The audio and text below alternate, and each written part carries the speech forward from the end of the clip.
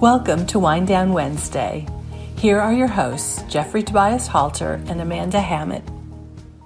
Well, good afternoon. Today we are talking with Mee Kim about Asian American and Pacific Islanders Month and how we can talk about race and racism at work. But before we get started, today I want to share that I am drinking a fabulous Napa Rosé. This is actually called Black Girl Magic. And it's by two women, the McBride sisters out in Napa Valley, and they have an entire portfolio. And so we're going to put a little push out for them, for you to go and enjoy some Black Girl Magic this nice April day. So anyways, that's what I'm drinking. Amanda, what are you drinking today? Well, I'm super jealous now. I'm drinking a little espresso. I needed an afternoon pick-me-up.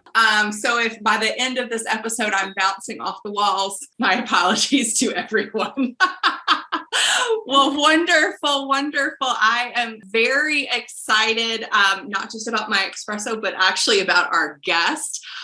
It's my honor to introduce Mee Kim. Mee is the Chief Diversity, Equity, and Inclusion Officer for Omnicom Public Relations Group and the Omnicom Brand Consulting Group, the worldwide leader in marketing communications. Mee is a dreamer and a doer and drives purposeful action. A 25-year communications agency veteran, she's a proven leader and creative problem solver with a passion for workplace culture, supporting the talent life cycle, very important stuff, and confronting systemic bias. Her forte is in uncovering and articulating the reasons why people should care about complex issues, hence why she's here. So formally and informally, her favorite roles are that of mentor, coach, and student. Mee, welcome to Wind Down Wednesday. And of course, I have to ask, what's your beverage of choice? Well, Jeffrey, Amanda, thank you so much for that very warm welcome. I'm so excited to be here with you. My beverage of choice is an iced Korean coffee. It's in this stainless steel mug that happens to say Kyle. I have no idea where it comes from. I don't know who Kyle is, but somehow it's in my cupboard, and I'm enjoying a tall iced coffee. Well, thank you to Kyle this afternoon. Well, okay, let's dive in because we have a lot of ground to cover. This year, AAPI Heritage Month takes place against the backdrop of a rise in anti-Asian crimes, including online harassment during the pandemic, as some people have falsely blamed Asian Americans for the spread of the coronavirus. Mee, can you provide some background on AAPI Heritage Month and also talk for a minute about your background and the group that you recently co-founded, Voices for AAPI? Yeah, thank you so much, Amanda, for the question. So there's a lot in there. So I'll start with Asian American Pacific Islander Heritage Month.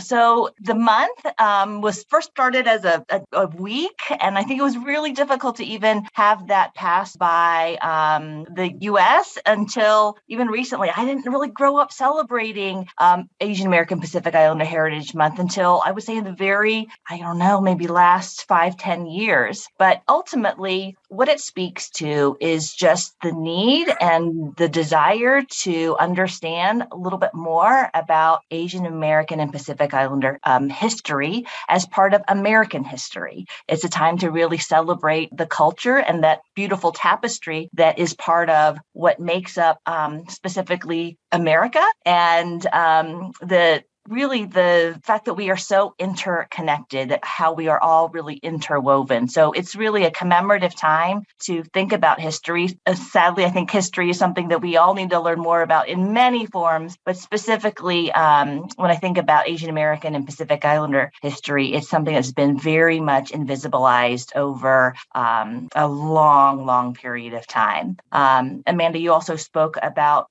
the hate. Sadly, the issue of hate against our communities is not something new. It's something that has been going on for a very long time, but it's certainly what we realized during this pandemic, that it hasn't gone away and it's very much targeted to our communities. Since the beginning of the pandemic, there have been more than 10,000 incidents that have been documented. We know there are more. And if you're following online, it hasn't stopped. It has not abated one bit. We see continuous examples of terrible hate incidents that are directed towards people in our community. More more likely than not the elderly, and more likely than not women. So it's really terrible to see how, as in the midst of all of that, however, it's been a galvanizing moment for many organizations to form to address that invisibility, that silencing, and certainly the hate as well. And Voices for AAPI is one of them. It's one of the ways that we're really trying to make sure that the fullness of who we are in our communities is recognized and that we are achieving systemic equity across our specific industry of communications, marketing, and creative services. So as we think about this and realizing we have mostly a business audience and we certainly want to connect and bring, vital points to them, what are some of these experiences, both positive and negative, of Asian Americans in the workplace? Yeah, I think there are a few concepts that are so important for those that are in the business setting in particular need to know about. Because if you don't know about these concepts, that it's very likely, whether you're part of the community or you're not, that you're thinking like, oh, it's just a one-off, right? But when we realize like trends like these or concepts like these really point to a larger issue and a larger trend, then it's different. So one example is the model minority myth. So it's often like, oh, you're a smart Asian. Didn't your people go to Harvard, or aren't you taking up, like certain roles, let's say in STEM fields? And there can be things that are positive attributes that are directed towards folks. The sad thing about that, however, is that guess what? Maybe you're not a STEM person. Maybe you're someone who wants to go into a creative field and you're deemed as someone who does not have, let's say, the language skills or the capabilities outside of that. But also just that term itself, there was a time, I would say, in this country where there was so much discrimination. Well, let's just talk about Japanese internment as an example. And so this whole idea of the model minority was created as a wedge issue against the Black community. It was created as one when the U.S., for example, was very heavily invested in efforts overseas, particularly in Asia. So needed to address, like, how do we improve upon our image on the world stage? So that's where a lot of the model minority myth even comes from. There's also the issue of this idea of the perpetual foreigner. So Amanda, Jeffrey, I don't think of you as somebody like this, but guess what? For a lot of people, they might see a name like mine, Soon Mee Kim. They might see it come across their resume, that resume across the desk. And if they don't know me, there are several biases, implicit or explicit, immediately. Like you might think like, oh, she's not American. She's not from here. Maybe she doesn't speak English.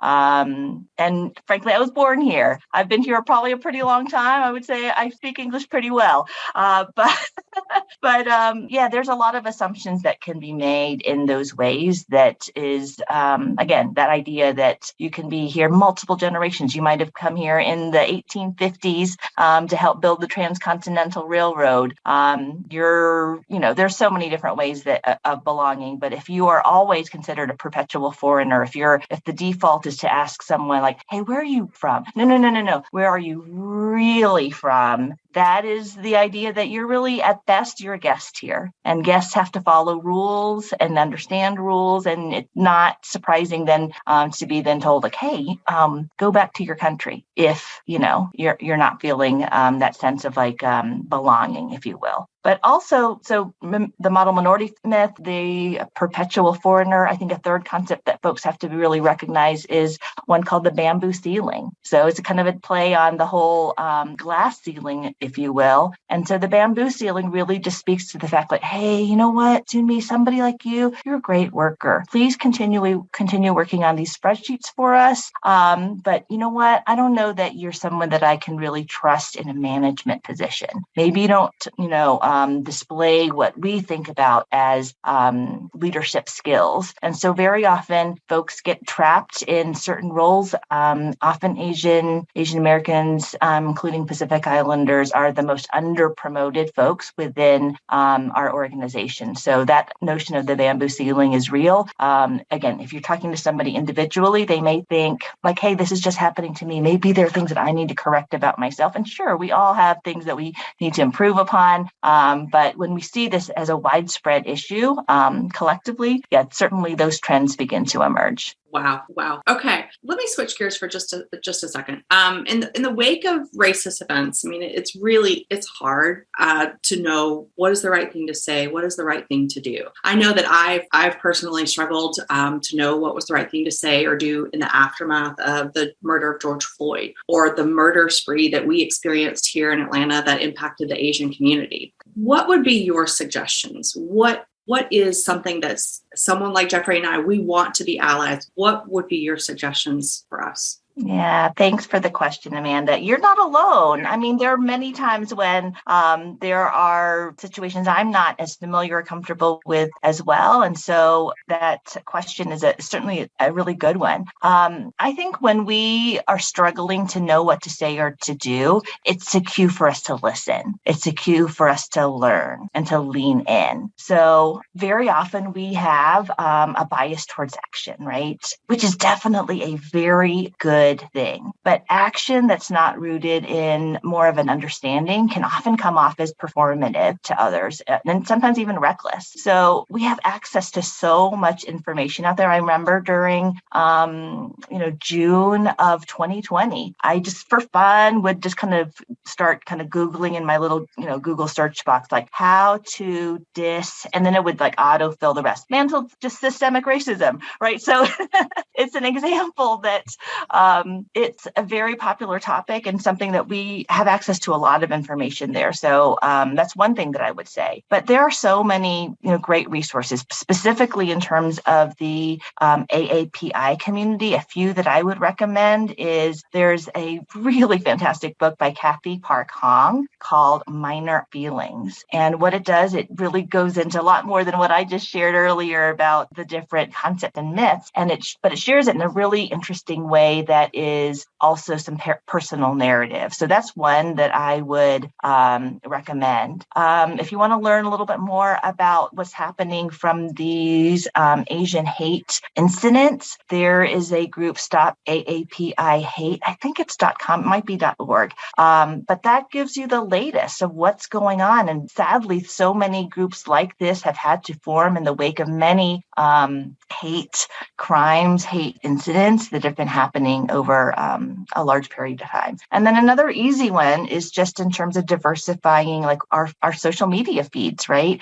So Next Shark is a really good one. Lisa Ling, there are a lot of really good ones that just give you a sense of what's going on that's not covered in perhaps the mainstream media or the local news, because sadly, not enough of these incidents get the coverage that it deserves. But one more thing I do want to say is that often when we are pausing and trying to say the right thing, I think it's so important that we not let the silence win and that we choose the progress over perfection. I think that let's take the risk. If someone gives us correction, or, wags their finger at us for whatever reason, let's consider it a gift that someone has, given us some guidance that we need to, address something. I'm so glad that I have people in my life that are from different communities to give me correction. I know not all of us will react the same way, but I try to receive the good intentions and the things that people say with the intentions in mind. So just to have someone to say in the wake of anything that happened, and certainly many of the things that you shared, Amanda, would be to say hey, I don't know what to say, but I'm here for you. I am thinking of you. I mourn with you. I want to acknowledge that this is happening. I'm so sorry that it is. And just even something as simple, I think, as that is to show your empathy and care is I would say always the thing that is the easy kind of shortcut to expressing our thoughts and feelings. Wow, those are great. And thank you so much for that. And for our listeners, we'll have those links to that information posted on our website. Well, thank you for those great comments. As we wrap up, is there one immediate takeaway that you would ask senior leaders to do and then also individual contributors to do? What would be those two quick pieces of advice? Jeffrey, one thing that's so hard. So here's one thing that I'll say is that make a friend. If I can say it, like make a friend. There's a Pew study that's out there that just shows that we don't have really diverse friend groups. Most people look just like us. So if you're in a work setting, my hope is that there is someone out there, whether it's a peer or a mentor, that's come up with your circle. Go have coffee, go have lunch together, go have virtual coffee, depending on your work situation. And I really think that through those interpersonal connections, that can be a catalyst for greater understanding and support for one another, and support in the workplace. So if I have to just say one, I'll say make a friend. That's excellent. I love that. I think we should all be doing more of that. Well, soon meet. Thank you so much for joining us today to talk about Asian Americans and Pacific Islanders Month, and specifically how we talk about race and racism and hate crimes at work. It can be a difficult thing to navigate, to know what to say, what to do. I certainly hope that you're going to join us again to continue this important conversation. And for those of you listening, I hope that you look into Soon Mi and follow her on LinkedIn. You can check her out there. And to learn more about Voices for AAPI, visit the website, voicesforaapi.com. Thank you so much, and we will see you in the very next episode. I'm Jeffrey Tobias Halter. Thank you for joining us this week for Wind Down Wednesday. Thank you for joining us for Wind Down Wednesday. If you like this episode, please subscribe to receive more episodes straight to your inbox.